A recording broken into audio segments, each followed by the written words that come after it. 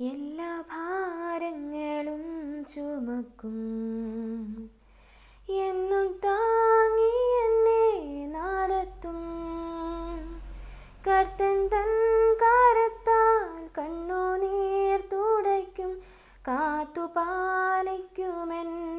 നിത്യം. കർത്തൻ തൻ കരത്താൽ കണ്ണുനീർ തുടയ്ക്കും, കാത്തുപാലിക്കുമെന്നെ നിത്യം. ദൈവവചന ചിന്തകൾ കേൾക്കുന്ന എല്ലാ മാന്യ ശ്രോതാക്കൾക്കും ക്രിസ്തീയ സ്നേഹവന്ദനം. സദൃശവാക്യങ്ങളുടെ പുസ്തകം 5-ാം അധ്യായം 10-ാമത്തെ വാക്യം ഇപ്രകാരമാണ് നാം വായിക്കുന്നത്: കണ്ടവർ നിൻ്റെ സമ്പത്ത് തിന്നു കളയരുത്, നിൻ്റെ പ്രയത്നഫലം വല്ലവൻ്റെയും വീട്ടിൽ ആയിപ്പോകരുത് എന്നുള്ള വചനമാണ്. ഇവിടെ 2 അതിപ്രധാനമായ ചിന്തകളുണ്ട്. ഒന്ന്, നമ്മുടെ അധ്വാനത്തിൻ്റെ, നീതിയുടെ, ന്യായത്തിൻ്റെ ഫലമായി ദൈവം നമുക്ക് നൽകുന്നതായ പ്രതിഫലങ്ങളാണ്, നന്മകളാണ്, സമ്പത്താണ്. അത് നാം സൂക്ഷ്മതയോടെ പരിപാലിക്കുന്നില്ല എങ്കിൽ അകാരണമായി നഷ്ടപ്പെട്ടു പോകുവാൻ സാധ്യതയുണ്ടെന്നുള്ള ഓർമ്മകളാണ്. എന്നാൽ 2-ാമത്തെ ചിന്തയെന്ന് പറയുന്നത് അനീതി കൊണ്ട്, തിന്മ കൊണ്ട്, അകൃത്യം കൊണ്ട് ഒക്കെ നേടുന്ന ചില സമ്പത്തുകൾ, ചില നന്മകൾ, ചില ഉയർച്ചകളുണ്ട്. അത് ഒരു കാരണത്താലും നമുക്ക് അനുഭവിപ്പാനായിട്ട് കഴിയാൻ പോകുന്നില്ല എന്നും അത് അപഹരിക്കപ്പെട്ടു പോകുമെന്നുമാണ് ബൈബിൾ നമ്മെ ആഴമായി ഓർമ്മപ്പെടുത്തുന്നത്. നമുക്കറിയാം, നയമാൻ തൻ്റെ കുഷ്ഠരോഗം മാറ്റുവാൻ വേണ്ടി പ്രവാചകൻ്റെ അരികിലേക്ക് കടന്നു വരുമ്പോൾ പ്രവാചകന് കൊടുക്കുവാൻ വേണ്ടി ശ്രേഷ്ഠമായിരിക്കുന്ന ഒരു നിധി അല്ലെങ്കിൽ ഒരു സമ്മാനം കൊണ്ടുവരുവാനിടയായിട്ടുണ്ട്.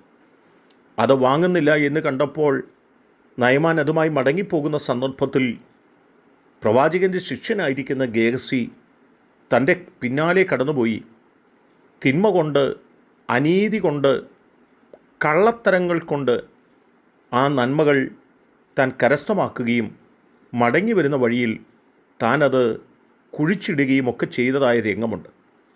എന്നാൽ അത് തനിക്കും തൻ്റെ തലമുറകൾക്കും നന്മയായി വന്നില്ല എന്നും അനീതി കൊണ്ട് നേടിയ ആ നന്മകൾ ഗേഹസിക്ക് നഷ്ടപ്പെട്ടു പോയി എന്ന് മാത്രമല്ല, നയമാൻ്റെ രോഗം ഗേഹസിയുടെ ജീവിതത്തിൽ തനിക്ക് ഭാരമായി വരികയും ചെയ്യുവാനിടയായി തീർന്നിട്ടുണ്ട്. യേശുക്രിസ്തുവിനെ ഒറ്റിക്കൊടുക്കുന്ന യൂദയെക്കുറിച്ച് നമുക്കറിയാം. യേശുവിനെ ഒറ്റിക്കൊടുക്കുക നിമിത്തം തനിക്ക് ലഭിച്ചതായ ആ വെള്ളിക്കാശുകൾ തൻ്റെ കൈകളിൽ വെച്ചുകൊണ്ട് താൻ രക്ഷപ്പെടാമെന്ന പ്രതീക്ഷയോടുകൂടി മുൻപോട്ട് പോകുമ്പോൾ അത് തന്നെ രക്ഷയിലേക്ക് നയിച്ചില്ല. ആ വെള്ളിക്കാശ് വലിച്ചെറിഞ്ഞു കളഞ്ഞിട്ട് യൂദ എന്നേക്കുമായി തൻ്റെ ജീവിതം അവസാനിപ്പിച്ചതായ ചരിത്രമാണ് രേഖപ്പെടുത്തപ്പെടുന്നത്. മാത്രമല്ല, യെശയ്യാ പ്രവാചകൻ്റെ പുസ്തകം 32-ാം അധ്യായത്തിലേക്ക് നാം ഒന്ന് കടന്നു വരികയാണെങ്കിൽ 32-ാം അധ്യായത്തിനകത്ത് അനീതി കൊണ്ട്, അകൃത്യം കൊണ്ട്, തിന്മ കൊണ്ട് ഒക്കെ നിരവധി നന്മകൾ, ശ്രേഷ്ഠതകളൊക്കെ നേടിയെടുത്ത് അതൊക്കെ അനുഭവിച്ച് തലമുറകൾക്ക് നൽകി മുൻപോട്ട് പോകാമെന്ന് ചിന്തിച്ചതായ ഒരു കൂട്ടം ആളുകളുണ്ട്. അവർക്കെന്താണ് സംഭവിക്കപ്പെട്ടതെന്ന് ചോദിച്ചാൽ അതെല്ലാം അവർക്ക് നഷ്ടപ്പെട്ടു പോകുകയാണ്. അവർ സ്ത്രീകൾ വളരെ ആഴമായിട്ട് നിലവിളിക്കുന്നതായ ശബ്ദങ്ങൾ നമുക്ക് കേൾക്കുവാൻ കഴിയും. അവരുടെ മുന്തിരിക്കൊയ്ത്ത് നഷ്ടമാകുകയും ഫലശേഖരങ്ങളെല്ലാം നഷ്ടമായി പോവുകയും ചെയ്യുന്നതായ അവസ്ഥകളുണ്ട്.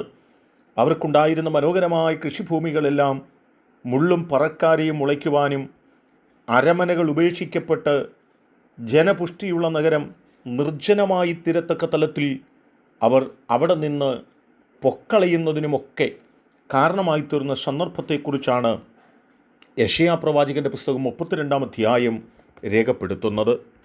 ഇവിടെ എന്താണ് സംഭവിക്കപ്പെട്ടത് എന്ന് ചോദിച്ചാൽ നീതിയുടെ സമ്പത്തല്ല, നീതിയുടെ ഫലമല്ല, അനീതിയുടെ സമ്പത്തും അനീതിയുടെ പ്രതിഫലങ്ങളുമൊക്കെ കൂട്ടിവെച്ച് അതുകൊണ്ട് വലിയ നേട്ടങ്ങൾ ഉണ്ടാക്കാമെന്ന് പ്രതീക്ഷിച്ചവരൊക്കെ തകർന്നു പോകുവാനിടയായി തീർന്നിട്ടുണ്ട്. എന്നെ കേൾക്കുന്ന പ്രിയപ്പെട്ടവരെ, നമ്മുടെ ജീവിതത്തിനകത്ത് ദൈവം നമുക്ക് നൽകുന്ന നന്മകളാണ് ഉത്തമം.